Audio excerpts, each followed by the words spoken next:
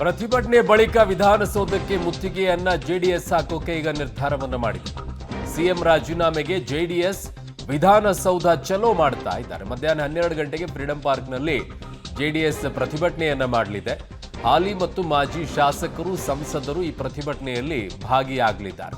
ಪ್ರತಿಭಟನೆ ಮುಗಿಸಿದ ನಂತರ ವಿಧಾನಸೌಧಕ್ಕೆ ಮುತ್ತಿಗೆಯನ್ನ ಹಾಕೋಕೆ ಜೆಡಿಎಸ್ ಈಗ ಮುಂದಾಕಿದೆ. ಮಧ್ಯಾಹ್ನ 12 ಗಂಟೆಗೆ ಹಾಲಿ ಮತ್ತು ಮಾಜಿ ಶಾಸಕರು ಸಂಸದರು ಇದರಲ್ಲಿ ಭಾಗಿಯಾಗ್ತಾರೆ.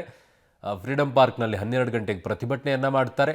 ಪ್ರತಿಭಟನೆ ಮುಗಿದ ನಂತರ ವಿಧಾನಸೌಧದ ಚಲೋ ಅನ್ನುವಂಥದ್ದನ್ನು ಮುತ್ತಿಗೆ ಹಾಕೋಕೆ ಈಗ ಮುಂದಾಗಿದ್ದಾರೆ. ಸಿಎಂ ರಾಜೀನಾಮೆಗೆ ಒತ್ತಾಯವನ್ನು ಮಾಡಿ ಜೆಡಿಎಸ್ ಈ ಪ್ರತಿಭಟನೆಯನ್ನ ಹಮ್ಮಿಕೊಂಡಿದೆ. ಮಧ್ಯಾಹ್ನ 12 ಗಂಟೆಗೆ ಫ್ರೀಡಂ ಪಾರ್ಕ್ನಲ್ಲಿ ಮಾಜಿ ಮತ್ತು ಹಾಲಿ ಶಾಸಕರು, ಸಂಸದರು, ಪರಿಷತ್ನ ಸದಸ್ಯರು ಇವರೆಲ್ಲರೂ ಕೂಡ ಇದರಲ್ಲಿ ಭಾಗಿಯಾಗ್ತಾರೆ. ವಿಧಾನಸೌಧ ಚಲೋ ಮಾಡಲಿದ್ದಾರೆ.